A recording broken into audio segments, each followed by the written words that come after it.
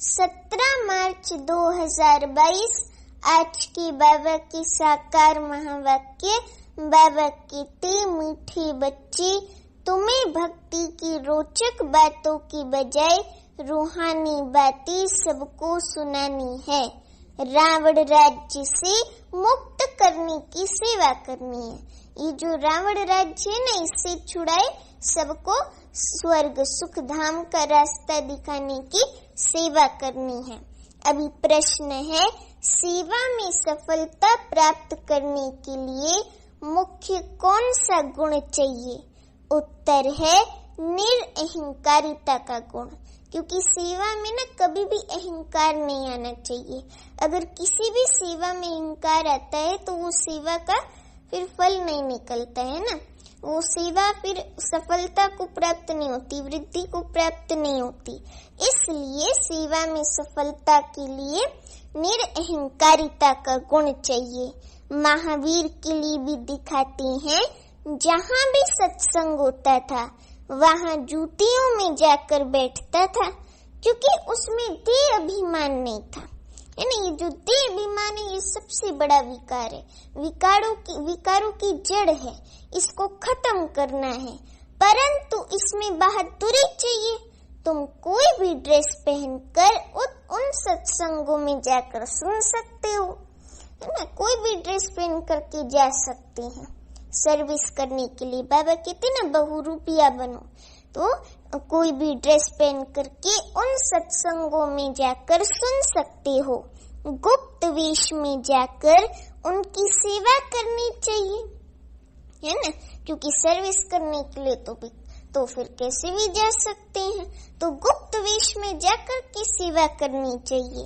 अभी गीत है आज का, ओम नमो शिवाय। पितु मात सहायक स्वामी सखा, तुम ही सबके रखवाले हो। जिसका कोई आधार नहीं, उसके तुम एक सहारे हो।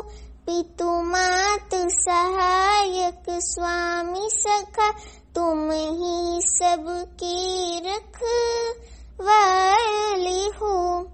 बाबा कहते, ओम शांति। ये हुई महिमा ऊंचे ते ऊंचे भगवान की, और वो कौन है? शिव बाबा। ईश्वर कहो, परम पिता परमात्मा कहो, सिर्फ ईश्वर व भगवान कहने से पिता नहीं समझा जाता है ना। इसलिए परम पिता परमात्मा कहना चाहिए। शिव बाबा पिताओं का भी पिता है ना, परम पिता है, पिताओं का भी पिता है। शिव बाबा बेहद का पिता है, तो इसलिए परम पिता परमात्मा कहना चाहिए। परम माना सुप्रीम और पिता, तो सुप्रीम फादर है हमारा शिव बाबा, तो परम पिता परमात्मा है ना, सुप्रीम फादर शिव गॉड। तो परम पिता परमात्मा कहना चाहिए।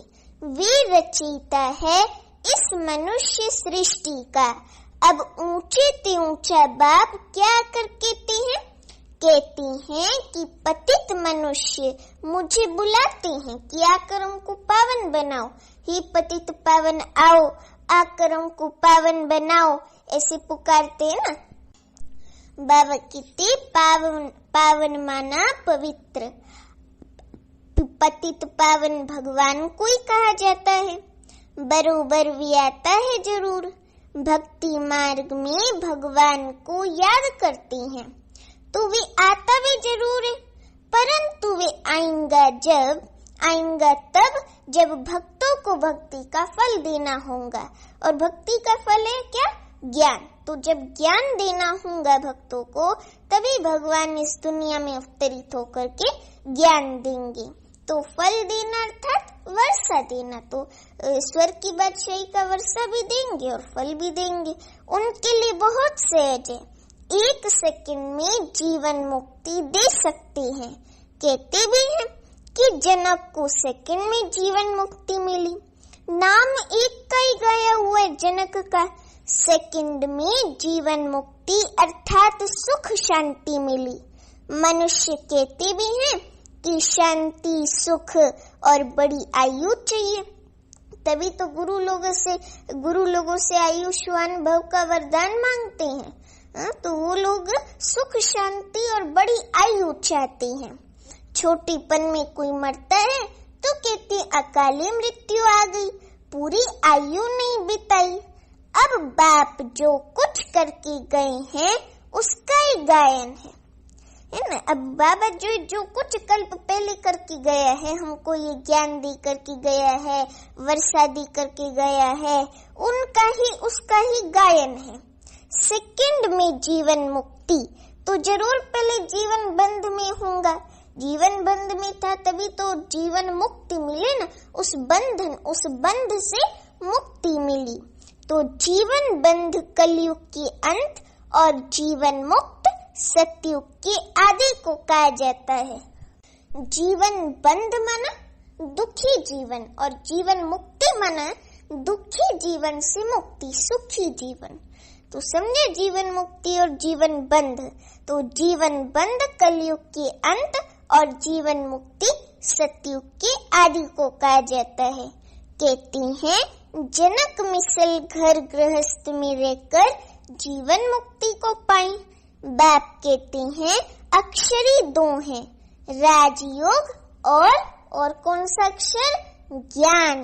भारत का प्राचीन राजयोग तो मशहूर, प्राचीन माना पहले, लेकिन कब ये मनुष्य नहीं जानते, क्योंकि कल्प की आयु लाखों वर्ष के देते हैं। भारत का प्राचीन ज्ञान और योग तो सब चाहते हैं, जिससे भारत स्वर्ग बनता है। अब तो भारत बहुत दुखी है। पहले सूर्यवंशी राज्य था, अब नहीं है। फिर उनको याद करते हैं कि वे राजयोग और ज्ञान किसने दिया था, ये नहीं जानते। नहीं तो बाप से वर्षा लेने में बच्चों को कोई तकलीफ नहीं। बाप का बने तो वर्षी के लायक बने। फिर भी माता पिता टीचर की शिक्षा मिलनी होती है। मुक्ति का भी वर्षा चाहिए, इसलिए गुरु करते हैं। परंतु जीवन मुक्ति तो कभी कोई दे नहीं सकता। जब जीवन बंध का अंत हो, जीवन मुक्ति की आदि हो, तभी फिर जीवन मुक्ति देने वाला आए। बाबा कहते मनुष्यों ने सिर्फ सुना है कि सेकंड में जीवन मुक्ति अथवा सेकंड में रावण राज्य से राम राज्य, पतित से पावन, परंतु कैसे सो नहीं जानते। परंतु ये कैसे हुआ वो नहीं जानते, केवल ये मानते हैं, सुना है कि सेकंड में जीवन मुक्ति अथवा सेकंड में रावण राज्य से राम राज्य, पतित से पावन, परंतु कैसे सो नहीं जानते।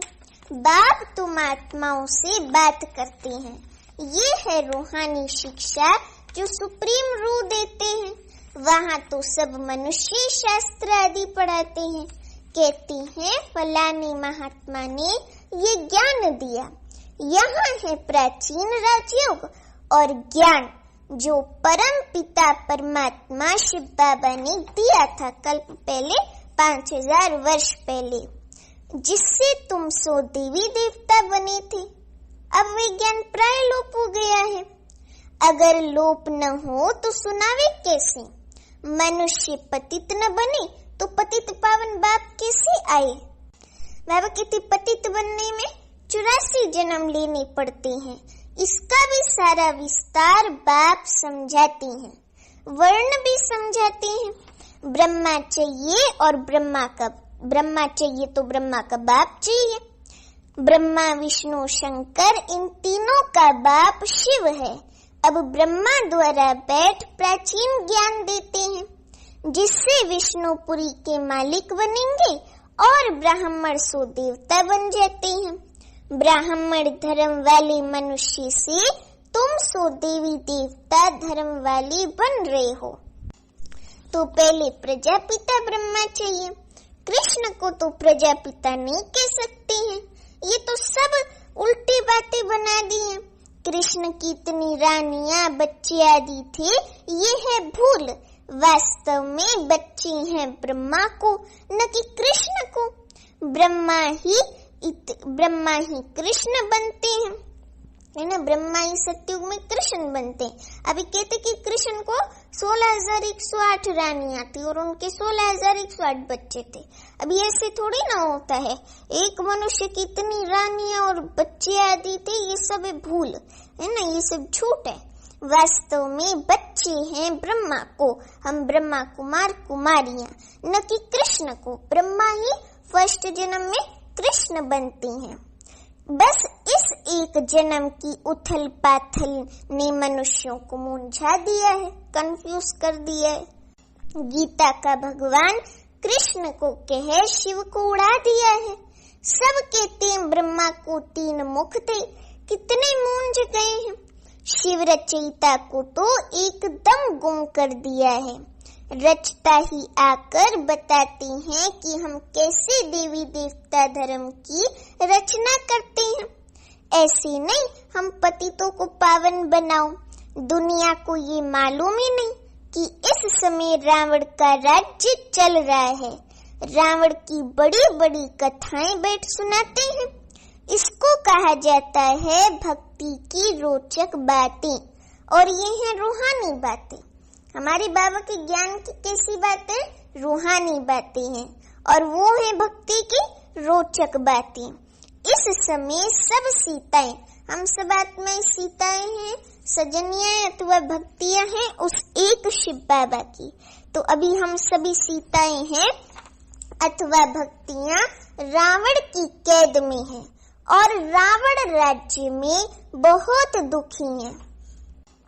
अब सबको बाबा कहते अब सबको रावण राज्य से मुक्त कराना है। अब बाप आया है, कहती हैं बच्ची तुम्हारी 84 जन्म अब पूरे हुए, अब वापिस चलना है। अब वापिस कहाँ चलना है? पहले तो अपने घर परम धाम जाएंगे, उसके बाद कहाँ जाएंगे? हाँ, सबको पता है कि सत्युग की राजधानी में जाएंगे। तो सब बाबा के होशियार बच्चे बैठे हैं। तो अब वापिस चलना है। मुझे बुलाते थे, शिव बाबा खुद को कहते कि भक्ति मार्ग में मुझे बुलाते थे कि हे दुख हरता सुख करता आओ। ये मेरा ही नाम है। दुख हरता सुख करता शिव बाबा का ही नाम है। कलयुग में है अपार दुख, क्योंकि दुख की दुनिया है ना, तो दुख भी अपार है, दुख ही दुख भरा पड़ा है। सतयुग में है अपार सुख, क्योंकि सुख की दुनिया तो सुख ही सुख है। फिर से तुमको सुख का वर्षा दिलाने अर्थ फिर से तुम्हें राजयोग और ज्ञान सिखला रहा हूँ। ये पुरानी दुनिया विनाश हो जाएगी। मनुष्य तो विनाश से बहुत डरते हैं, समझते हैं ये आपस में लड़े ही नहीं तो शांति हो जावे। फिर इतने अनेक धर्मों में शांति कैसे होगी? बाप समझाते हैं ये इतने सब धर्म जो अब हैं वे पहले नहीं थे। जब एक ही धर्म था, वो एक धर्म था आदि सनातन देवी देवता धर्म। तो जब एक ही धर्म था तब बरोबर सुख शांति का राज्य था। अब सब मांगते हैं मन की शांति, मन को शांति कैसे मिले? सब मांगते हैं ना कि मन को शांति कैसे मिले। तो बाबा भी वही कहते, अरे मन क्या चीज है पहले इनको तो समझो। कई लोगों को ना मन और बुद्धि में कंफ्यूजन होता है। कई लोग कहते मन बुद्धि एक है, फिर कहते नहीं मन अलग है बुद्धि अलग है। तो बाबा कहते अरे पहले मन को तो समझो। अभी पहले मन को समझेंगे फिर तो मन की शांति मिलेंगी ना। तो मन क्या चीज है वो तो समझो। आत्मा में ही मन बुद्धि है और आत्मा का ही स्वधर्म शांति है। किसको भी समझाना बड़ा सहज है कि बाप को याद करो और वर्षे को याद करो। बाप मीठे शिव बाबा को याद करो और वर्षाए स्वर्ग की बादशाही उसको याद करो। बस इतना सही तो काम है। बाबा कहते फिर झाड़ की समझानी, झाड़ और ड्रामा की समझानी भी देनी पड़ी, जिसके लिए ये चित्र बने हुए हैं। सिर्फ मन मनाभव कहने के लिए तो चित्र की दरकार नहीं, चित्रों पर समझाने में घंटा लग जाता है। प्राचीन राजयोग भगवान ने सिखलाया और राजाई मिल गई। फिर कोई मनुष्य थोड़ी राजयोग सिखलाएंगे, मनुष्य जो है ना वो राजयोग सिखला न सके। तो बाप और वर्षे को याद करो तो ठीक है, परंतु ये डिटेल जब तक किसको समझाए नहीं तब तक बुद्धि नहीं खुलेंगी। क्योंकि जब डिटेल में औरों को ज्ञान सुनाएंगे ना तो उस समय कई बार क्या होता है कि ये ड्रामा की समझाने भी मन से भूली हुई होती है, तो वो भी याद आ जाती है। तो बाबा उसी को कहते जब तक डिटेल में किसको समझाए नहीं तब तक बुद्धि नहीं खुलेगी, सृष्टि चक्र को समझ नहीं सकेंगे। जब कोई ड्रामा देख कर आती है तो वे बुद्धि में आदि से अंत तक घूमता रहता है। कहने में तो सिर्फ इतना ही आएगा कि हम ड्रामा को देख कर आए हैं। तुम भी कहते हो हम इस ड्रामा को जानते हैं, परंतु डिटेल तो बहुत है। बाप से सुख शांति का वर्षा मिलता है। फिर बुद्धि में चक्र भी है, 84 का चक्र जरूर घड़ी घड़ी याद करना है। ये ज्ञान ब्राह्मणों को ही मिलता है जो फिर देवता बनते हैं। ब्राह्मणी तो देवता बनते ना, हम सो ब्राह्मण, अरे सॉरी हम सो हम है ना, तो ब्राह्मणी देवता बनते हैं। ब्रह्मा सो विष्णु, फिर विष्णु सो ब्रह्मा। तुम जो देवी देवता थे पुनर्जन्म लेते लेते फिर आकर ब्राह्मण बने। हद का बाप तो सिर्फ उत्पत्ति पालना करते हैं, विनाश तो नहीं करेंगे। विनाश अर्थात सारी पतित दुनिया ही न रहे, सारे रावण राज्य का ही विनाश होना है। नहीं तो राम राज्य कैसे हो? अगर इस कलयुगी रावण राज्य का विनाश न हो तो फिर सतयुगी दुनिया कैसे आवी? और ये रावण राज्य जो है ना ये है ही ऐसे।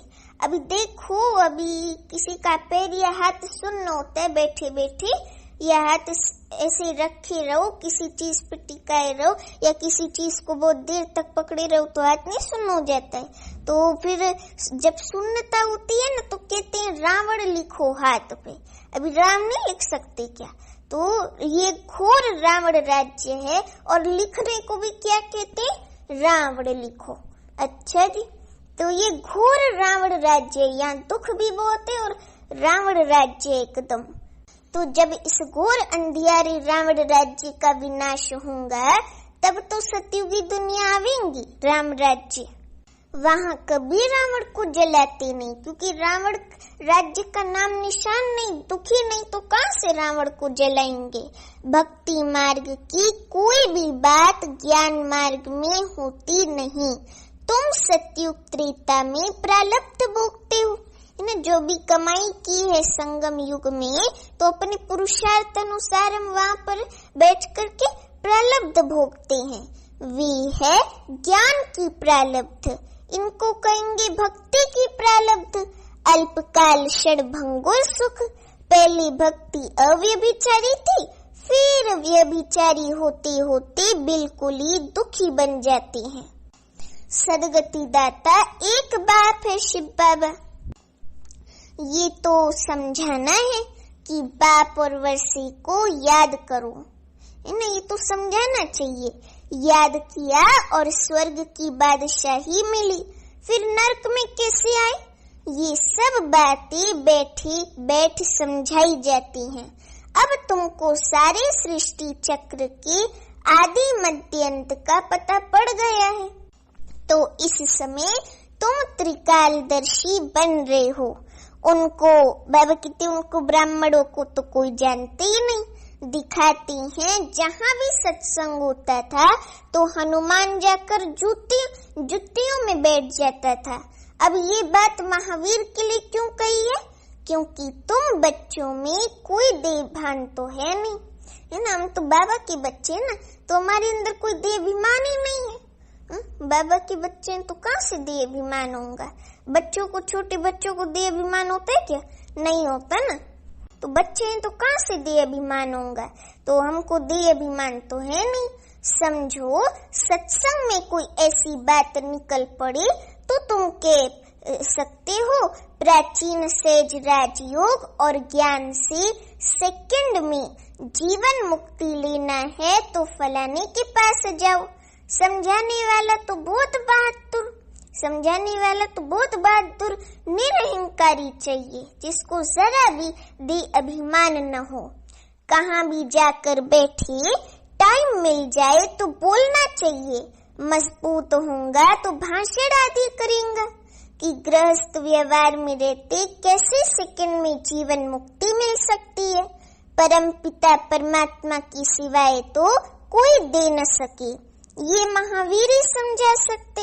जिनों के अंदर भाई बल होगा, है ना, निडरता होगी, निरंकारिता होगी, कोई देह भान नहीं होगा, वही सर्विस कर सकते हैं।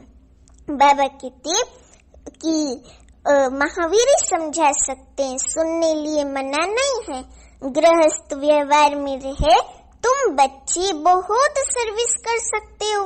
बोलो, राजयोग सीखना हो तो ब्रह्मा कुमारियों के पास जाओ, आगे चलकर तुम्हारा नाम बाला हो जाएगा। और अभी तो हो भी रहे ना नाम बाला, तो मेजोरिटी हो जाएगी, हो भी गई है मेजोरिटी। बाबा की शायद लाखों में बच्चे हैं अभी तो बाबा की, तो मेजोरिटी हो रही है, अभी और होनी है। अभी तो थोड़े हैं, भगाने का नाम भी बहुत है। कृष्ण ने भगाया, अरे भगाने की तो कोई बात नहीं। टीचर कब पढ़ाने के लिए भगाते हैं क्या? हाँ, टीचर कब पढ़ाने के लिए भगाते थोड़ी हैं।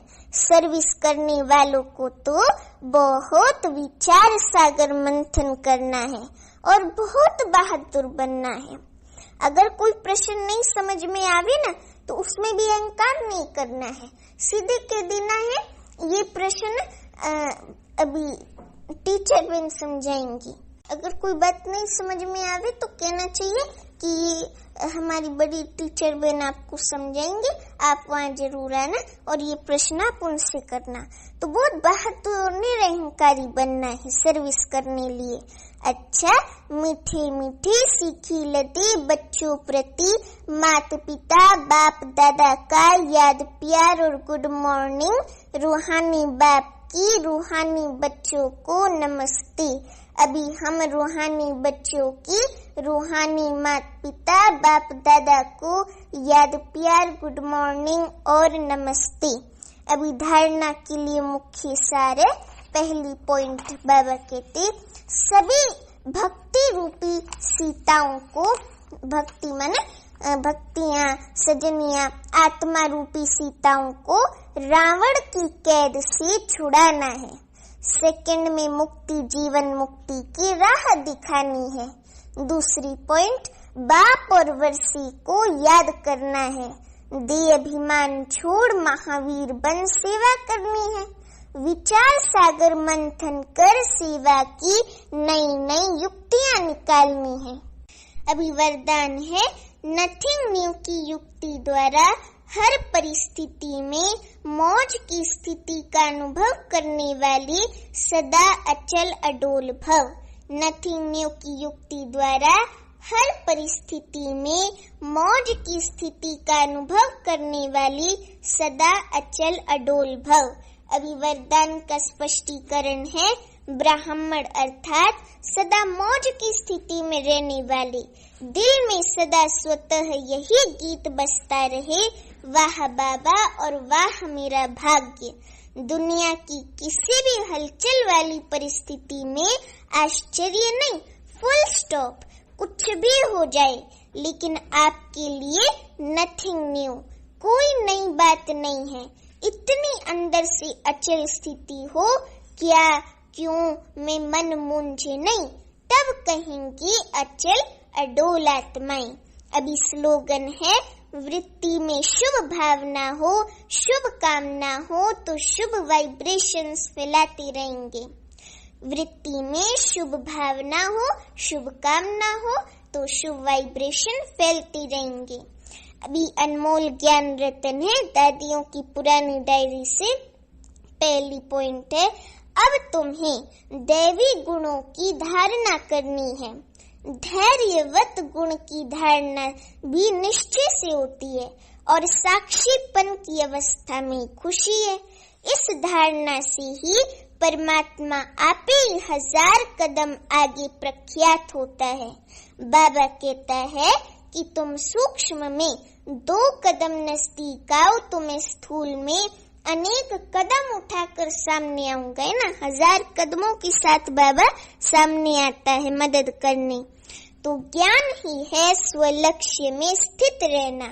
स्व में स्थित रहने से ही परमात्मा स्वयं आगे आएगा।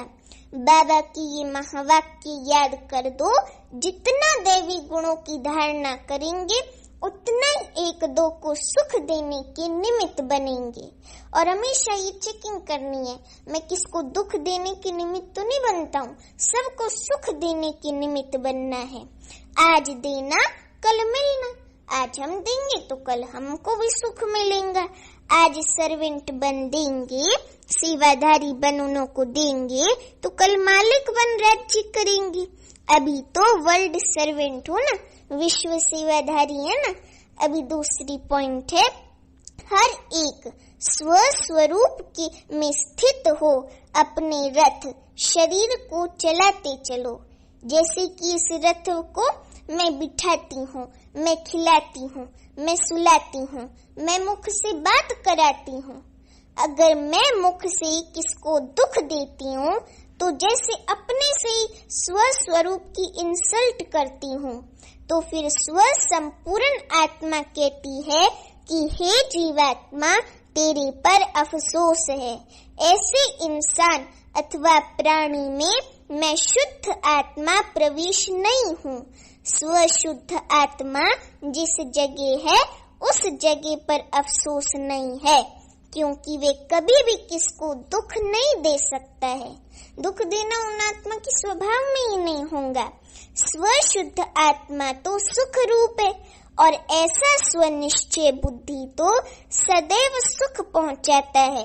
वे साक्षात मेरा स्वरूप है और जो अपने को स्व आत्मा निश्चय करते भी अन्य को दुख देता है, वे तो सिर्फ कहलाने वाला पंडित है, उसका असर दूसरों पर नहीं हो सकता।